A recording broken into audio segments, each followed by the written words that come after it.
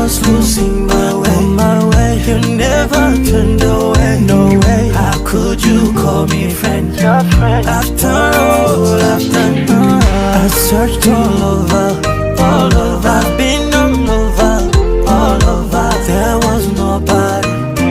Then Jesus called my name, and He blessed me, and He blessed me, and He blessed me. He pulled me closer, and He blessed me. He opened my eyes, and He blessed me. Oh, how He loves, and He blessed me abundantly, and He blessed me. He's my number one, and He blessed me.